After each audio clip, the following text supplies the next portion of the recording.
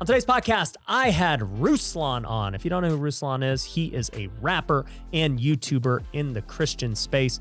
And him and I talk about a whole bunch of topics of what it's like growing up as a rapper, especially in a small niche like that, and how he pivoted to YouTube to build out a career where he's doing a lot of amazing things. I know many people watching this are maybe not into religion or faith or anything like that, but I think you can take a lot of the principles from this episode on how you can use a passion to build a business around it, and just really some of the secrets that we have in our business that are really unexplainable that I think you need to really listen to. So at the end, there's a little surprise that you're probably not going to expect. So with that being said, let's jump into the podcast. Welcome to the Ryan Pineda Show, where our mission is to invest.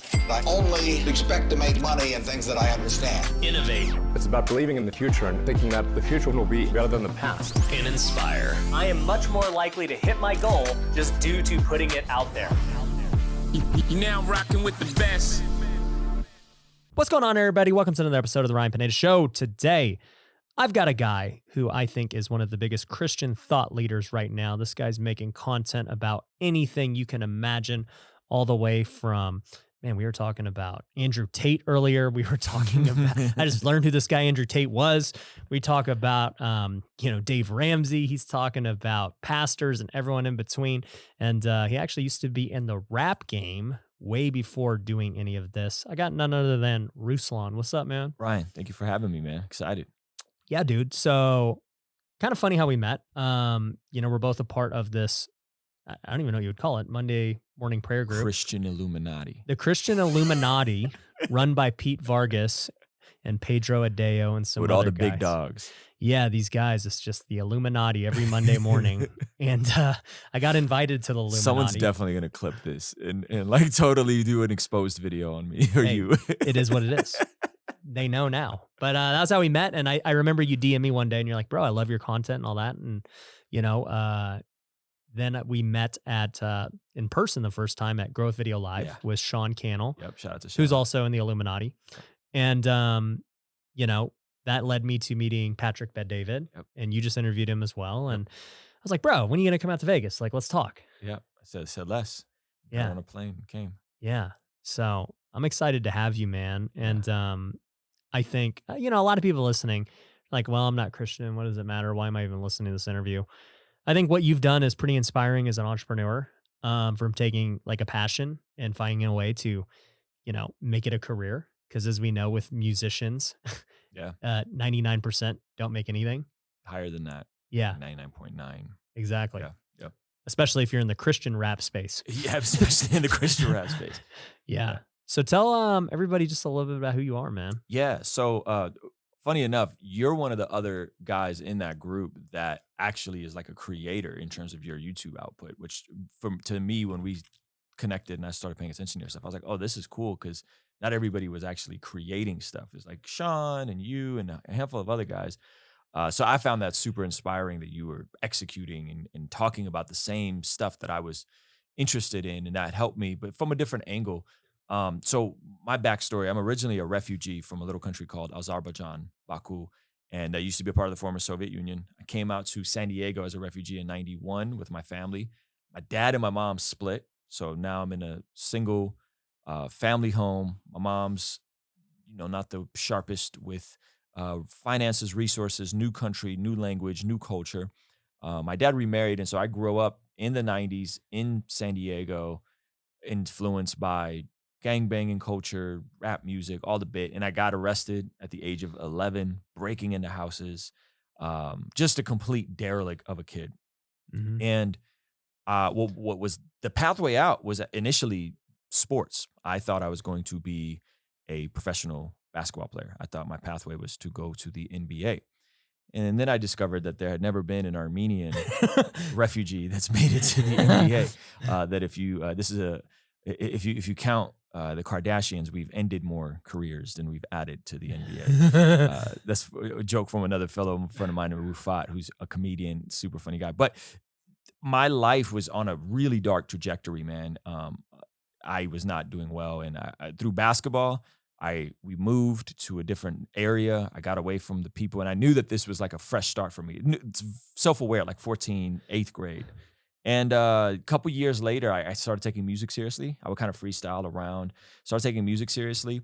And then I had this miraculous encounter with God where everything just changed. I was dating a girl. The only way I could see her is if I went to church on Sundays. And so I was like, well, I guess I'm going to go to church on Sunday. And it was like a secret church, very friendly, and something just kind of switched. But then I wrestled for 2 years up until the end of my junior year of high school, where I came in through the door of apologetics. I came in through reading Josh McDowell's Evidence That Demands a Verdict, Lee Strobel, Case for Christ. And I surrendered my life to God, continued doing music, met my wife a year after that. We started dating. I was 19, she was 17, and never really had any framing as a male, like never really had like, this is how you become a man. Like I was in church, but no one was sitting down and having these conversations of like, this is what it means to be a provider. This is what it means to be a protector. This is what it means to do these things. And I had a rough couple first years of marriage. And what really kind of did it for me as a creative first was discovering a lot of this financial stuff, like this financial literacy stuff. And we set out on this journey, man, and became debt free and saved up a bunch of money while I was working at my church. And that allowed us to pivot and do music full time in 2015 with our job. So tell me about how music's been, man. Music is an interesting beast because it's not like other businesses. It's totally backwards. We were kind of talking off camera. Music is the only industry where you get an advance and then you have to recoup from your royalty rate. So meaning that if you get $1 million to do a record and money to live off of, your royalty rate is about 20%, right? In order to pay back that $1 million, you have to make the label $5 million to pay back your $1 million that they gave you up front. I don't know any other businesses that function this way. Like, this seems very backwards. And I stayed independent as long as I could. I had a little boutique label. And then one of my artists that I was working with, we did a deal with Interscope. And so I was able to work in the same studios as like the Kendrick Lamars and that whole same circle of people. And it was a very different experience than I thought it was, because you start seeing the smoke and mirrors. You start seeing how much of this stuff is hype and clout, and not like actual who makes the best music. And so it was cool, man. We did some stuff. We did some really cool stuff. 2015, 2016, 2017, 2018. I kept doing music as a solo artist. Helped a couple other artists kind of get their thing off the ground.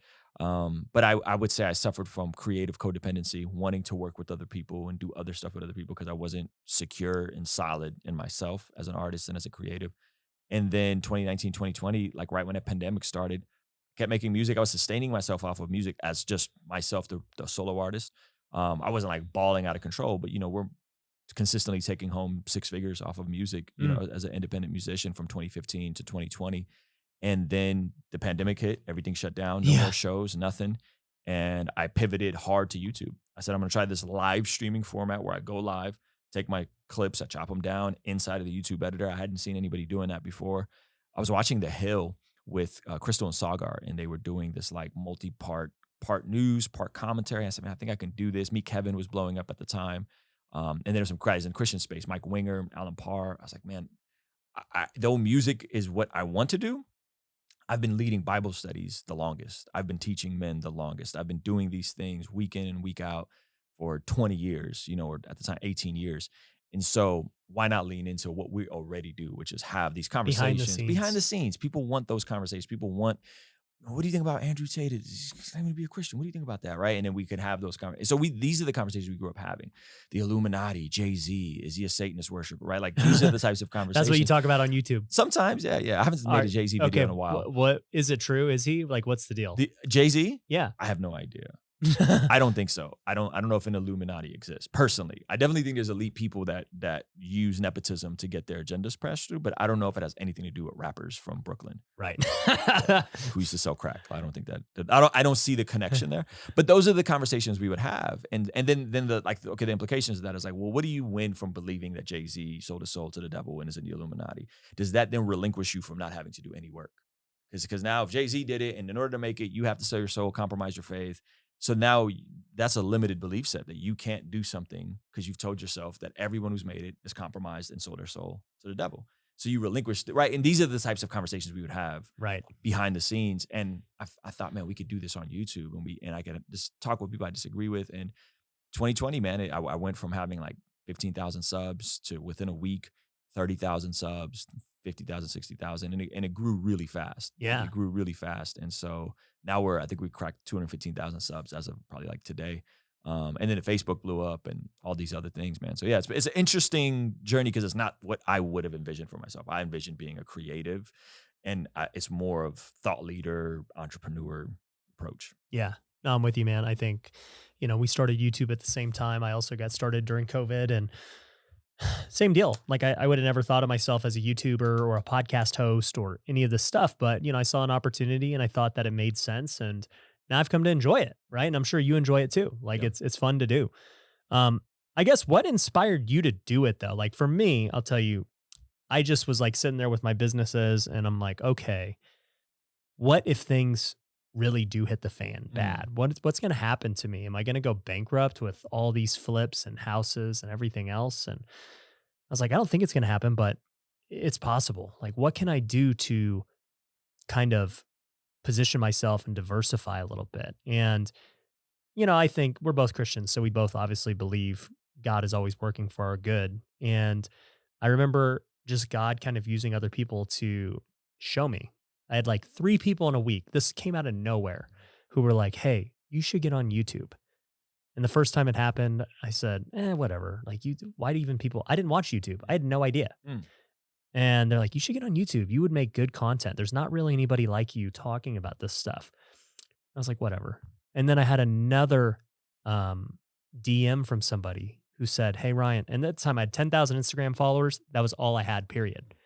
And he was like, dude, your content's really good, man. And I just think you could help a lot of people if you created a YouTube channel. I was like, that's weird.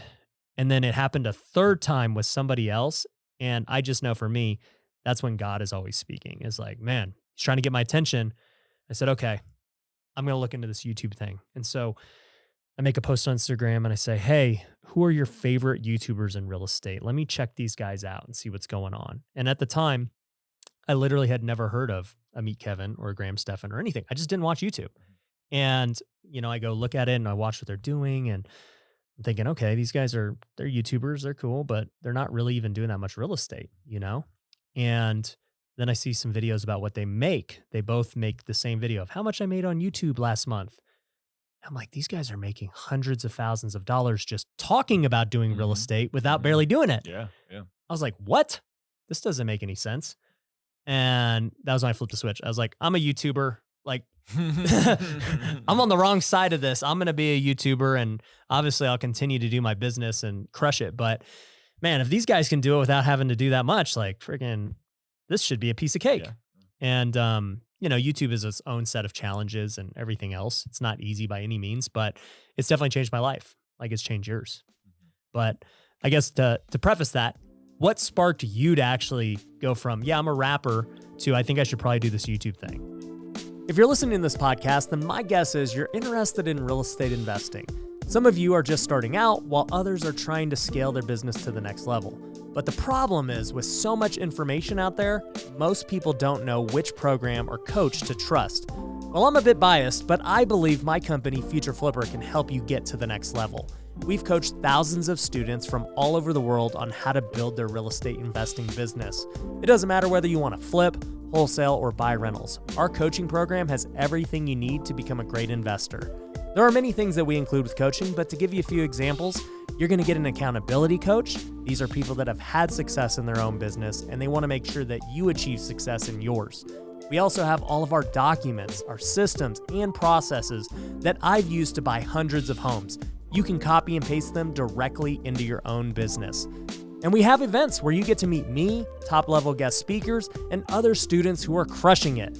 My students do deals with each other, and I personally do deals with them too. In fact, at a recent event, I just honored over 20 people in our program that made over $1 million in the last year. So if you want to grow your real estate business, head over to futureflipper.com and apply for a call with our team. The call is completely free, and they can help point you in the right direction whether you work with us or not. So go to futureflipper.com and book your call today. For the last year, the real estate market has been on absolute fire. Prices are at all-time highs, interest rates are at all-time lows, and there is more money in the economy than ever. But with so much competition, many investors are sitting on cash, struggling to find great deals. If this sounds like you, then you need to invest with Pineda Capital. With my network and social media following, we get access to the best real estate deals all over the country. And if you're an accredited investor, you can invest with me on those deals. In fact, last year we purchased a 334-unit apartment complex in Georgia for almost $20 million. We expect it to be worth well over $30 million when it's all said and done. Our goal with each deal is to build in so much equity from the beginning that we're able to refinance our investors' cash out and own the properties together with little to no money into the deal. And the best part is, you don't have to do anything. Our team will find the deals, handle the renovations, get them leased, and eventually refinanced or sold. All you have to do is provide the capital. So if you want exclusive access to our deals before they hit the public, go to PinedaCapital.com to schedule a call. We can put your money to work today to start getting you great returns. So go to PinedaCapital.com now to get access to our deals.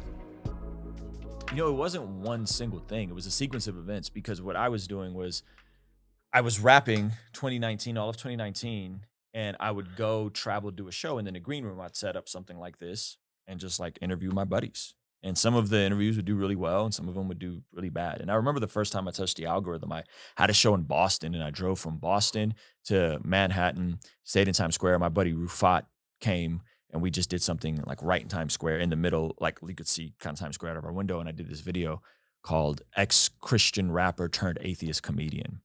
And that was the first time I like did it, dropped it same day, wake up the next morning, and it had like 10,000 views or something. And I was like, whoa, like this is crazy. This is 2019. And I thought there's something here. There's something here. And because I had the network with the music thing, I just kind of kept at it. Like I kept doing it, but I was dabbling. And Sean Cano always says, go from dabbling to dominating, right? So I went a while of just consistently uploading. And then I started understanding human behavior, and I started understanding like what makes people click into a video. It's the thumbnail. It's a combination of the title. It's curiosity and conflict. And I said, if I could leverage these things to get people to click in, I could potentially do some interesting stuff. And it was I didn't know there was a financial side to it. I didn't know you can make money doing it. I just thought I need to be doing something because I'm home. Let me do it. And I kept leaning into it. And eventually we just kept touching the algorithm over and over. We just kept touching the algorithm because I knew that I had rapport with certain people that I could ask questions that other people couldn't ask. So I'll give you a quick example. My buddy KB, we were talking about Reach Records offline, Lecrae label. So KB is a good friend of mine. They have an amazing podcast called Southside Rabbi out of Tampa. And he had left Reach Records. He left Lecrae's label and he did something with Sony. And this was his first album away from Reach Records. And this had been years, but no one had he had never talked about it. So I knew I had enough rapport with someone like KB to ask him, like, why did you leave Reach Records? What's the issue? Right? That all the questions that the consumer had, I was willing to ask and lean into those hard conversations. And I just didn't care. Like I have nothing to lose. And so there was no one thing. It just was, let me keep going and seeing what happens. And as I kept poking and trying different things, I was like, this stuff works. And then we kind of formulated it to more of a system of content and not just trying stuff and seeing if it works. I think what inspired me was the boredom. I had nothing to do, and everybody was locked down. And I said, I might as well. I got the cameras, I got the setup, I got this idea I've been talking about doing. Let me just do it. And you know what? Initially, Ryan, what did it was I went from one upload a day to multiple uploads a day. And that is what really set the algorithm off for me. And then it was like that first month I went from 15,000 to 30,000. I looked up and my AdSense was like, yeah. I was like, I can make money doing this, And that's when I was like, okay, I'm going to lean into this even harder. So you weren't motivated by like, I want to build my brand and make money from, you were like, yo, I like doing this already and I got ideas and I think it's going to be cool. And eventually it just turned into the main business. Yeah. I thought I was going to keep rapping and figure out the rap thing, which in hindsight, I'm glad I didn't just keep chasing that same thing over and over again. Cause now I was able to pull back from it, build an audience and say, oh, okay, now I actually understand human behavior better on the other side of mastering YouTube or on the journey to mastering YouTube. Right. So, I mean, I guess as a guy who's been through a lot, I mean, you kind of like during this time of YouTube, did you still maintain your rap career? You Yeah. kind of, okay. Yeah. I put out a record 2019. I put out a record 2021. Put out singles, music videos all throughout it. Yeah, so I never stopped working on music. I still work on music pretty frequently. Still making beats, shopping stuff. Yeah. So how do you think that goes with like your audience now, since maybe the majority of them don't follow you for that?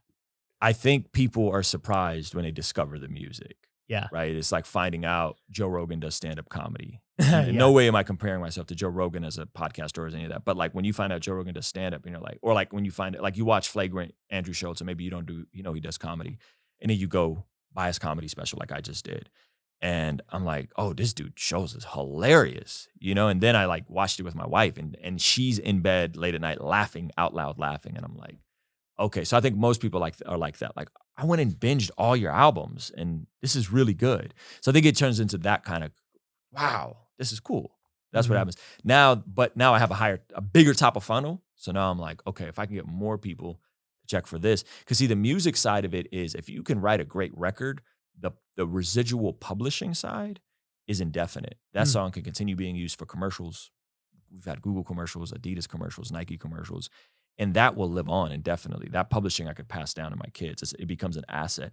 Whereas YouTube is fun, but it's more about the building the brand and it's more about the money now, not the money 5 years from now. I'm getting checks from songs I wrote 6 years from now that are still placed in commercials and still generating revenue from Spotify. Wow. So that's different. When you own it all, it's totally different. Right. So you mentioned that you went to doing multiple uploads a day. Like, what do you do? Like, how much time are you putting into this? So we've pivoted since then to a different format, and I could talk about that. But basically, what we did is I would go, okay, so what's happening right now in culture? Okay, you got Andrew Tate. You got someone sent me a goofy video of Stephen Furtick playing a lullaby on the piano, and I could riff on that. And then you have I don't know this whole drag queen in a church in a Christian school thing. Okay, we got three things. I'm gonna go live and I'm gonna do a stream with the first topic, and then I'm gonna hit 4 or 5 topics after that. And then as soon as I'm done with the stream, I go into the YouTube editor and I chop them all into individual videos. So the YouTube editor was allowing me to take one long file, select it, and hit save as, save as, save as, save as, because I'm a creator first for making beats, mixing. Yeah. So I'm going right inside of YouTube, boom. So as soon as the stream's done, I have 4 videos of whatever people are already searching for today. People are already Googling this. And so what started happening was people would Google something and my video would come up right underneath it based on the whatever cut topic. The cut one. The chopped up one, yeah. So you'll film a live stream for how many hours? Maybe at the time I'd go maybe an hour and a half, 2 hours. So you go 2 hours, yep. And then you would take however many you could break it up to, and then you'd release those the same day as separate clips? Same day, separate thumbnails, separate clips, premiere them like they were new videos. The original video would get chopped down and streamed. So whatever that first topic, say it's I'm hanging out with Ryan and blah, blah, blah, blah, blah. That's topic 1. Topic 2, Sean Cannell calls in, right? I make that into a different video. And then the original video would just get chopped down from an hour and a half to a 10, 15-minute video. Oh, the original would also get chopped. You don't keep the whole live ever? No. Now we give it to the Patreon. Like if people want to watch the full unedited thing, we give it to the Patreon. And then the other ones I would go. So once I got 4 or 5 clips chopped down, then I would go into those and clean them up. And I would take out if I'm repeating myself or the filler stuff. I'd trim it right inside of the YouTube editor. That YouTube editor right then and there. That YouTube editor. I mean, maybe 10, 15 minutes has to process, but that YouTube editor became my best friend because I can literally, like we were flying out to Florida, and what happened that day? There was something that broke. I don't remember what it was, but I basically made a video right before we left, and I was able to just start it, go right into it, and then be done within 10 minutes. So you film a live stream on YouTube, and people obviously can see the entire live stream if they so happen to tune in, but you remove that from YouTube, and you just throw all these clips in. Throw clips in. Yep. That's awesome. And how many days a week do you do that? At the time, I was going hard, bro. 2020, 6-7 days a week, just banging it out. What do you do today? So today, we've pivoted because we went volume, frequency, volume, flood YouTube. The algorithm likes that. I'm talking about stuff that's related to my niche, but is also related to culture. Flood it. Now we go, okay, what's one topic for today that we want to crush? And we now make I'd say about a 45 to 60 second pre-edited intro with just all the conflict up front, B-roll, cinematic music, everything up front. The stream starts right with that intro. There's no countdown clock. Start right with that intro, and then we go right in. The rest of the video is live. As soon as the video is done, same thing. Go in. Say it's like my Andrew Tate video from the other day was 22 minutes. Chop that down to 19 minutes, and then maybe even chop it down some more if I feel like the retention or if I feel like I was a little sloppy. I think I chopped off another like 5 minutes from it today. So I got a full video done right there, and it's up. Thumbnails ahead of time. Everything's done ahead of time. How do you do the intro though if you haven't done the video yet? So the intro is us creating the tension, and so we literally just sit back, we record the intro, me looking into the camera, cutting cameras, setting up the video.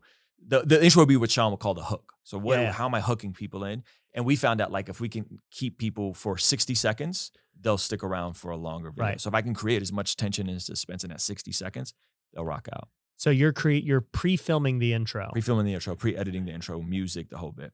and then it premieres, and then you're live. And then I'm live. Then I'm I didn't even know you could do that. Yeah, it's all one live stream. So I'm just clicking Elgato Stream Deck, boom, clicking the intro as I'm going live. So it's live, and you're just playing a recording. Yes. And then I'm jumping into the actual topic. Man, see, I don't know any of the technical stuff. My guy over here switching the podcast. He guarantee he has no idea how to do that. So we need to step it up. I actually, we're going to be launching a new podcast downstairs with our new studio and stuff. And one thing I actually talked about was live streaming, because I don't do it at all, period. And I think live streaming is powerful. Like you said, it's been great for you.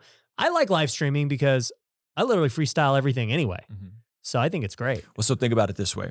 You are giving a talk, think Grow with Video Live, right? And you can watch in real time what 30% of the room feels about your talk. And you're close enough. I have a teleprompter, and you're close enough that I can look at this teleprompter and I could see people's feedback. So if I'm riffing and being funny, I'm seeing all the crying, laughing emojis. Yeah. So I'll just keep giving you riffing. energy. If they're like, oh, this is a killer bar, I'll repeat the thing and I'll drive it home even more, right? If I say something like, oh my gosh.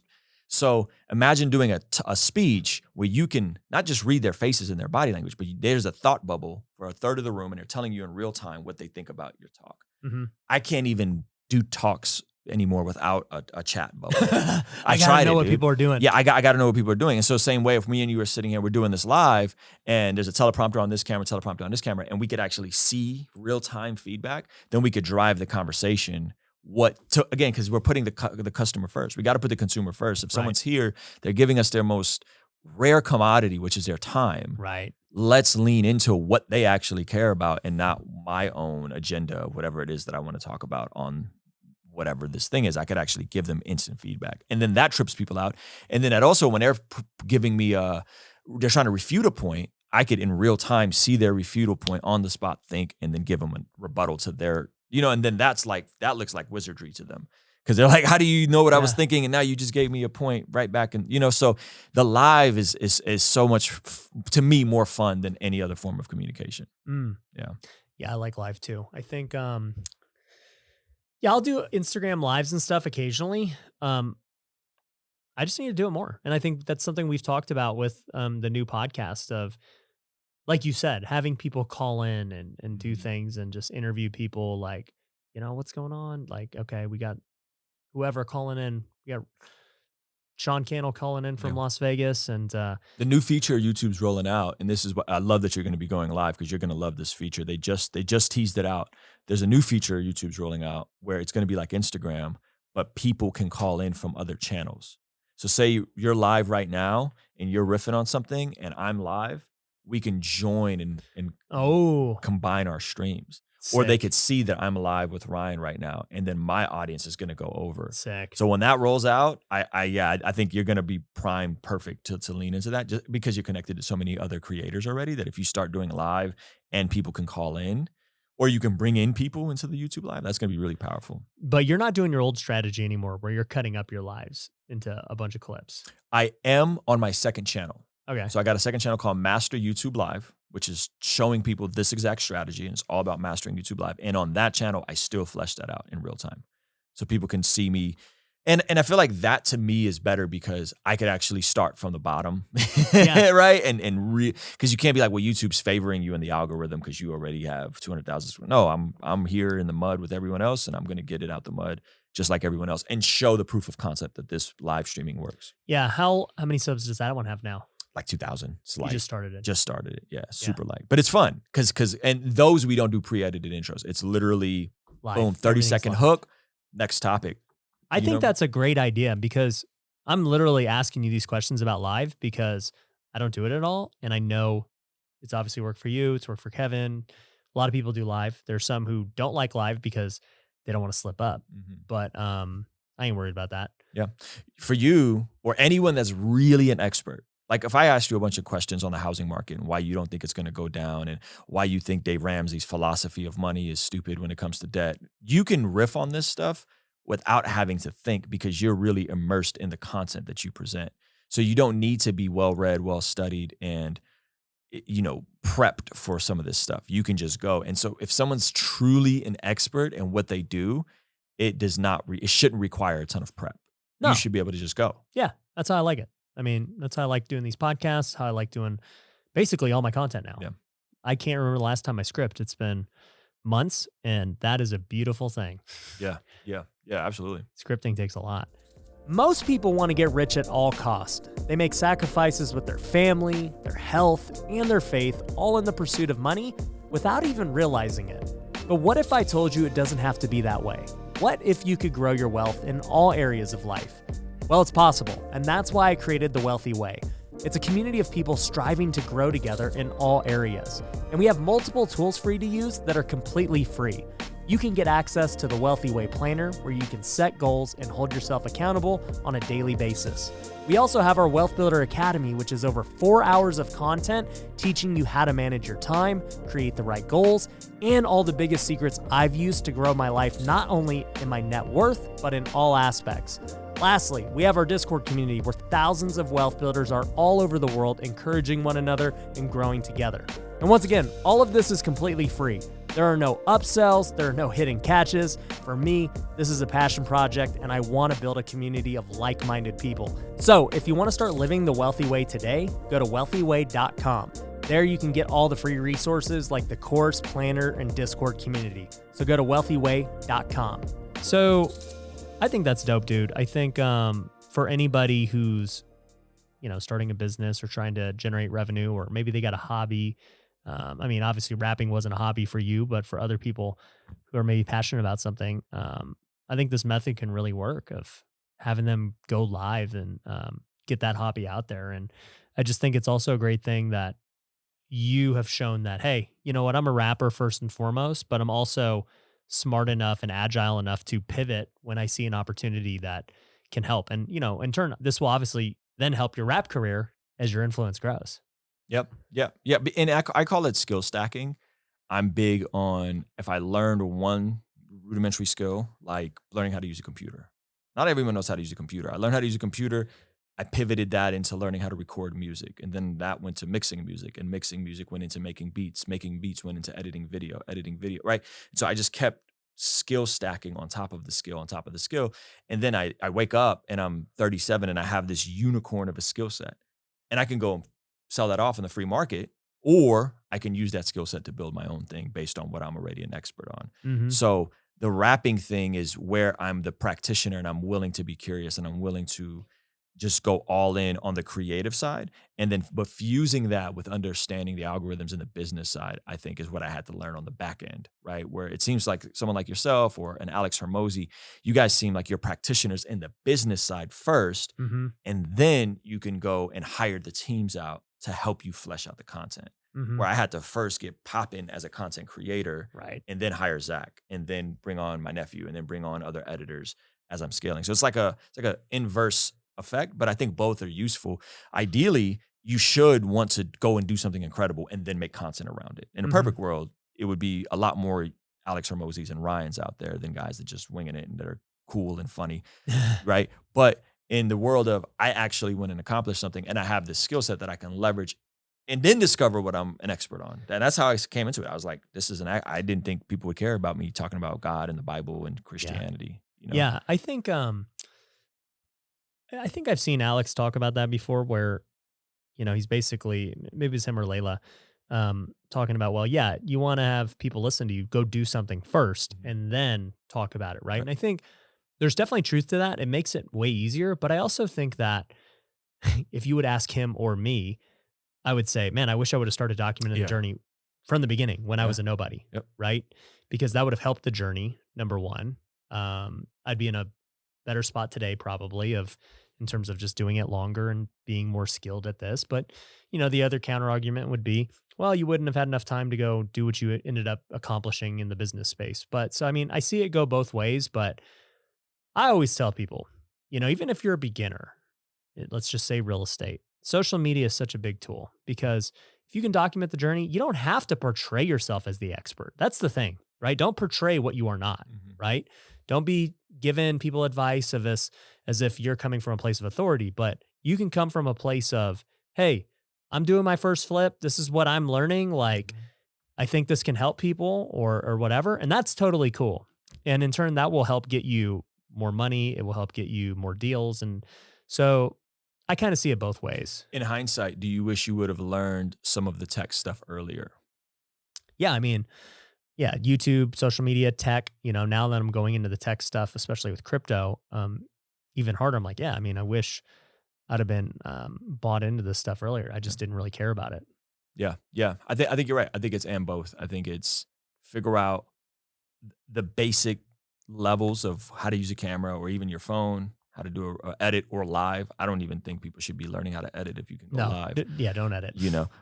Learn that side, and then as you're building the business, because how cool would it have been? I mean, and that's kind of one of the cool things with Gary Vee is that we really got to see him get it out of being the guy who ran the wine company to pivoting to bringing on D-Rock, his one full-time guy, to building VaynerMedia. Like all that was documented in lifestyle vlogs, you know, a lot of it was. And that's pretty dope. Like that's really cool. And it's good for him. Yeah. He can go look back at it. I wish I would have had videos of me flipping couches and doing all the stuff that I did, dude. That would have been so cool. I wish I would have filmed my first house flips and all that. Actually, my wife did film like maybe my 5th house flip because she actually liked YouTube. And I was like, why are we filming? Like, this is so dumb. And she knew, and she cracks up. Now she doesn't say it anymore because, we are where we are. But when I first started YouTube, she's like, I told you about this 5 years ago. We could have been filming all these flips and you didn't want to do it. Yeah. And she's right. I didn't. I was like, this is stupid. What is that though? What do you think that is that made you say this is stupid? Honestly. So I'm always a skeptic, man, on everything. You have to really prove it to me for me to do it. So I'm always coming at everything from the angle of this is a scam. This is not worth my time. This is stupid, whatever. And many things in my life have been that way. Social media is one. Crypto's another one, even wholesaling real estate. I used to think back in the day when I was just a realtor, they were like, you can buy houses without any of your own money, right? I was like, bull crap. That ain't like, you can't do that. And it took me 5 years to be like, oh, actually you can. And it's helped me and it's both hurt me because help wise, I've avoided a lot of dumb things that I could have gotten myself into. But, I guess on the benefit side, it's also, or the bad side, it took me a long time to do things that ended up being legit. Yeah, that's a great way to look at it because it can kind of become a false binary of do I build my own brand or do I build my own business? You can do both. You can do both. Yeah. And I don't think you need to go crazy with the content. Like you said, going live takes no effort. Yep. Just throw the phone on. You don't even need a good camera. You can go on YouTube Live. You can go on IG Live, TikTok Live. Anybody can do it. There's no editing required. Anybody can go make a TikTok and a reel too. I have no editing skills at all. I'm not making beats like you were where I can go sit there and, GarageBand and figure it out. I couldn't figure it out if I tried, but I could figure out how to make a TikTok. Like I'm just playing with the app. I'm like, oh, okay. I can add the text here and the effect. Like this is pretty cool. Yeah. Yeah. I mean, they made it so easy. Yeah. They made it so easy today. Absolutely. Yeah. That's crazy. So how do you deal with, I guess, just being a Christian and somebody who's like a thought leader? Because in the Christian space, it's even though we're supposed to all be very unified, it's very divided with denominations and beliefs and things that, I always tell like people in our Bible study, there's obviously the things that we all need to agree on that are the core truths of Christianity. But then there's some things that, if that's what you believe, I'm not going to hold it against you. Like that's why we have denominations and other things. But man, I just see it online, and I'm sure it happens to you all the time, of just dealing with people who are so strong about maybe the little things that are really debatable. Yep. Yep. Yep. It's a great question. I think knowing that, one, I'm representing myself and not like Christianity, and I'm not the monopoly on all truth, right? Like, I'm here speaking on what I believe, from what I've read, from what I've studied, from how I've experienced God in my life. However, that may change. I've changed my mind on all types of things. I've changed Right. my mind on all types of things. If it's just like reading more, researching more, going and experiencing things, thinking differently about certain things. So I think one is, I'm not an authority on empirical data and empirical truth when it comes to Christianity. And I think a lot of us would probably venture off to say that. Now, the flip side of what you said is, what are the things we do need to agree upon? And I would say the main things are the plain things, and the plain things are the main things. What are those non-essentials, historical things we can look at? And if you're a Protestant or Pentecostal in America, or you're an Ethiopian Orthodox, or you're in a Coptic Egyptian church, or you're in the Armenian Apostolic Church, or you're a Catholic Christian, or whatever, what are those things that we would all be like, yeah, Jesus is God? Like, that's not up for debate, right? Like, Right. yeah, Jesus died on the cross for our sins. That's not up for debate. So I think those are the essential things. And I think if we know what those are, then we can separate what are the non-essential things. So these are the closed fist. This is the open fist. We could talk about the open fist. And then there's other things that are just completely convictions. Secular music, tattoos, drinking alcohol. Like, those are completely conviction issues. The non-essential things, the open-handed things, I think that's where we end up finding a lot of disagreement on. And then I also think it's how we present things when things start becoming certainty. Like, I think that folks that I know that have earned a lot of money and are wealthy tend to lean in this kind of prosperity gospel slant. Mm-hmm. But it's not malicious. It's, dude, God blessed me. And if I look back in hindsight, it really feels like God gave me the money, right? But they're not using it necessarily as a prescription to say, now everybody's going to get rich if you follow Jesus. The tipping point is when you start saying everybody's going to be rich if you follow Jesus. Whoa, Yeah. slow your roll. Yeah. Everybody's not going to be rich, And so I think there's the line. So, like, I could understand why some of the guys we all know would be like, yeah, dude, like, Holy Spirit just did it, or God just gave me this thing. And that's actually cool, because you're actually acknowledging that God is the giver of wealth and the one that gives us the opportunity to give wealth, which I think is in Exodus. But I think when we start prescribing those things and we forget that there's Christians in China that like it's a wrap for them. Yeah. They're going to suffer. There's folks in Afghanistan. And when you prescribe those things in a tone-deaf fashion, that's when I got to go, dude, nah. Like, you can't say these sorts of things. You can't prescribe that everybody's going to get rich or everybody's going to be a millionaire. Now, do I believe if you're in the West, of able body, of sound mind, can you drastically change your situation? Absolutely. 75% of Americans are overweight. Do I believe everybody can get shredded? Yeah, I believe hypothetically everybody can get shredded, but Right. most people are like most people. I think the average salary is $60K for a man. Mm-hmm. Median, not average, median. I believe anybody can go from 60 to 100. I believe that. Yeah. And I believe watching your content, listening and understanding how money works, you can do that. But when we start making those prescriptions in absolute terms to people internationally, I think that gets very dicey and unhelpful to the folks on the margins really out here struggling. Yeah. No, 100% I agree. Yeah, it's been definitely a journey for me. I was telling Pete this on one of the calls, and just in general. And I grew up in the Baptist church, and I go to a non-denominational church now, and now I'm definitely getting exposed to a lot more Pentecostal and charismatic churches. And I definitely lean more on that side of things. And I'm like, wow, there's definitely different beliefs of, how all this stuff works, and, different types of baptisms and everything. And I'm like, man, you just never even brought up to learn these things in certain churches. And, then I look at these guys like maybe a John MacArthur, who's a cessationist. Yes, cessationist. I never can say that word. Yeah, cessationist. And I'm like, man, that's a pretty absolute thing. It's a very absolute thing. That's what we call fundamentalism, Yeah. right? Like, even though he would say he's not a fundamentalist, and you're like, no, tongues, no. It's like, Yeah. whoa, slow your roll, bud. Yeah. Yeah. Yeah. So that's where I've been kind of like, man, the more I learn, the more I don't know. Yeah, 100%. Well, this called, I'm not sure if you've ever heard of the Dunning-Kruger effect.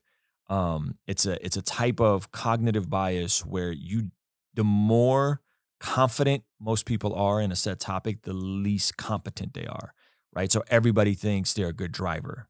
That's impossible, right? They've surveyed the bottom 40 engineers at firms, and they realize the bottom 40 engineers all think they're in the top 95 percentile. Mm-hmm. People tend to be overconfident with things and be very certain and speak in absolute terms, but it really just goes to show that you don't really know what you're talking about.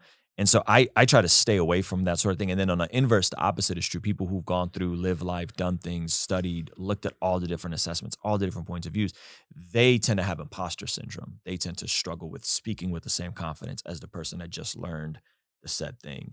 And so I think that is a very dangerous cognitive bias that we see in the church all the time, because everyone's so certain, absolutely. And it works from a content standpoint. If you're making content, you got to be, speak with all the binary certainty as you can. But when you're going into something like tongues, it can get really dicey. And so you have two extremes. You have the John MacArthurs who are like, tongues, no, out, completely done. And you have the other people that say, you're not saved if you haven't spoken tongues. And it's like, whoa, you guys are literally just two sides of the same coin. And the truth is, it's somewhere in the middle. Right. Is tongues a gift for today? Yeah. Is it a sign of your salvation? No. Right. That's really dangerous. And so I think I just try to stick to the main things, man. And then I'm okay with disagree with certain people. Like there's certain people that believe that tongues is a sign of the indwelling of the Holy Spirit. And I would just say, you're in error. You're in serious error. But I could see how you came to that conclusion. And I'll say, let's see where you are 10 years from now. Right. Right. You're probably going to soften up on that position. Yeah. And you see a lot of guys talking about that. Like I was watching a Francis Chan video the other day in regards to like healings and tongues and stuff. And he was like, yeah, like I spent all this time in some third world countries. Like I saw it firsthand. Like I've changed my tune. Yeah. Yeah. Because in America, I mean, I think we downplay how amazing we have it and how God uses Western medicine to heal people. Like, and I believe that God uses doctors and nurses but in other parts of the world, if you're there and you can't There's no hope. There's no hope. And so God has to move supernaturally in those places. And I believe that those healings happen. It's incredible. Yeah, I do as well. So yeah, it's interesting, man, because, even a guy right now, right? Like my guess is this podcast probably isn't going to get a ton of views compared to other episodes we do teaching people how to make money. But, it's something that I think is important to talk about. And there's always this road, like, I guess, not this fine line, because at the end of the day, I still just make content based on what I want to make. I don't really give a crap. But, I guess for me as a business guy, like my content is first and foremost about business and investing and real estate and money.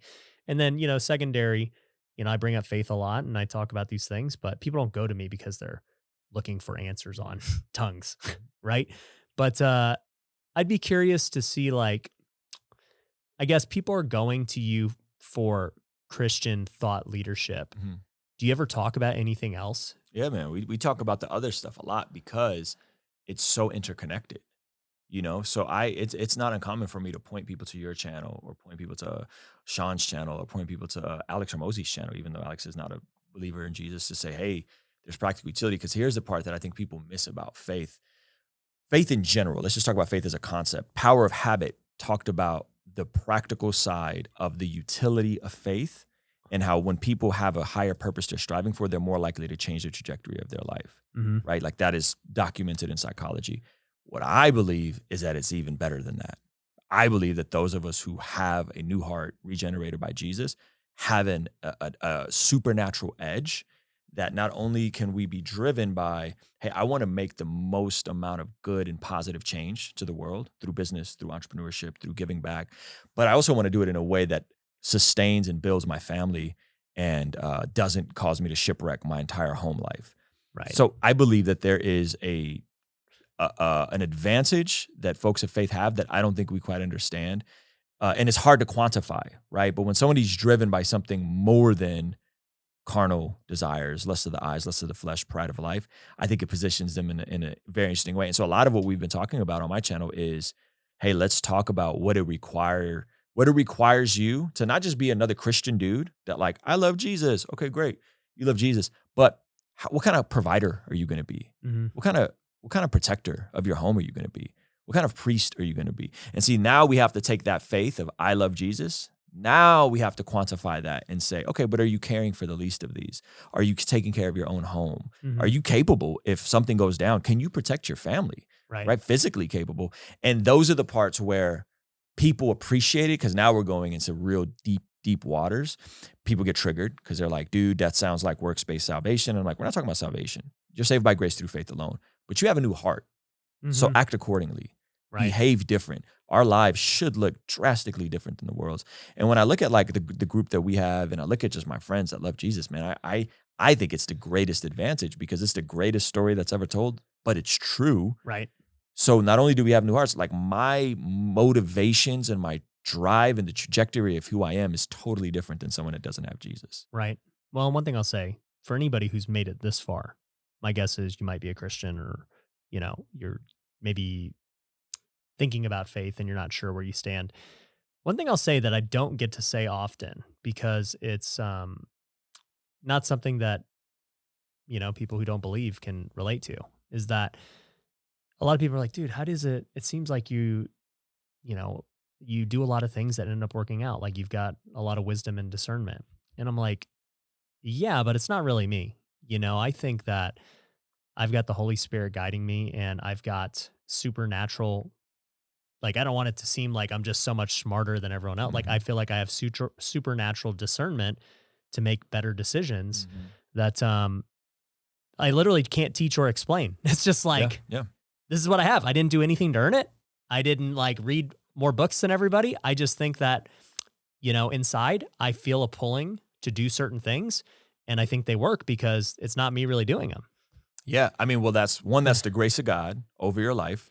There's a different grace over your life than there is over other folks' life. And then two, I would say 100% that's the Holy Spirit, right? And if we talk about, I've always prayed for wisdom like Solomon. I was always inspired by Solomon's story. Right. And so when I would pray for wisdom, man, there would be things that I would just see that other people wouldn't see, right?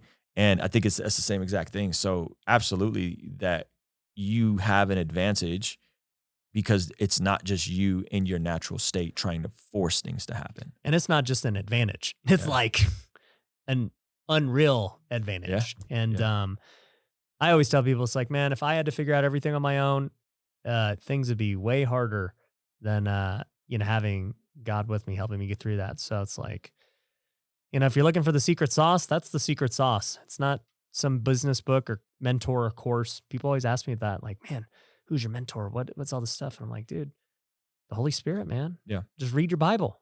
Yeah. And it seems like you've been able to take that and quantify it to folks that aren't coming from your worldview with the wealthy way as well, right? Like you have this free membership course where people are you're able to scale and pour into people that normally wouldn't have access to these sorts of things. Yeah, 100%. And, the wealthy way is not so much like a Christian course as it is like, look, I'm showing you what I do exactly, not only from a faith perspective, but also from business and time management and family and health and all that stuff. And it's actually something that I'm really excited about that I'm going to be scaling here the rest of the year with some cool things we got planned. We're adding even more to that. And, the mission for that is to always make everything just free and obtainable to everyone because it's what people need to hear. That's amazing.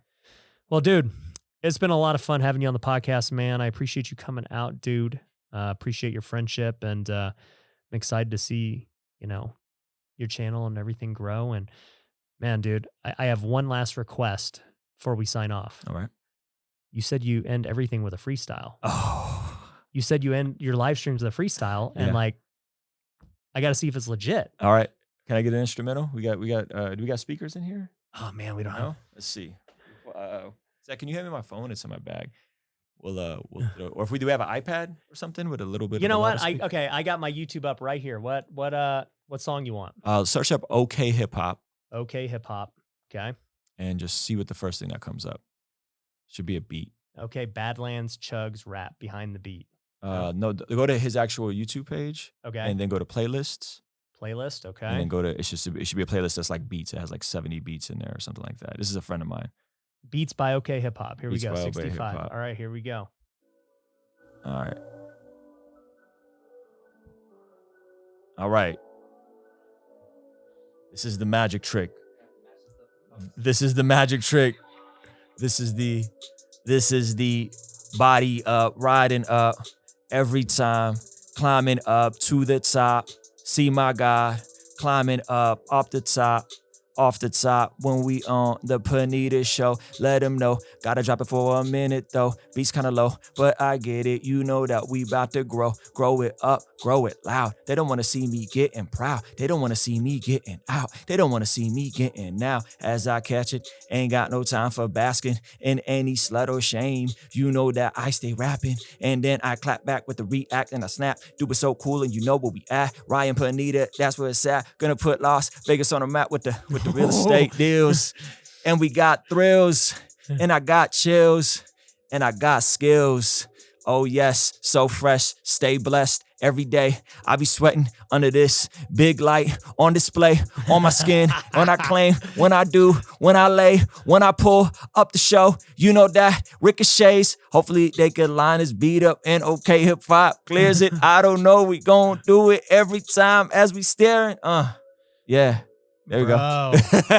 Bro, here we go, man. You didn't even know I was going to ask you for that, man. The first improv. How long you been plotting to do that? Once you told me, I was like, oh, he says he does this at the end of every video. Let's see. Let's see if he's about this. Oh, that's funny. Yeah, hopefully we can get that lined up in post. Yeah. The mic caught that. That was fun. Dude, I love it, bro. That was awesome, man. I appreciate you coming out, dude. Guys, go follow Ruslan, man. Go listen to his music. Go watch his YouTube channel.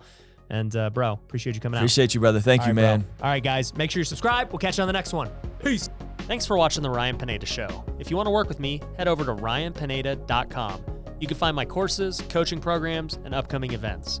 We also have free resources you can download, so head over to ryanpineda.com.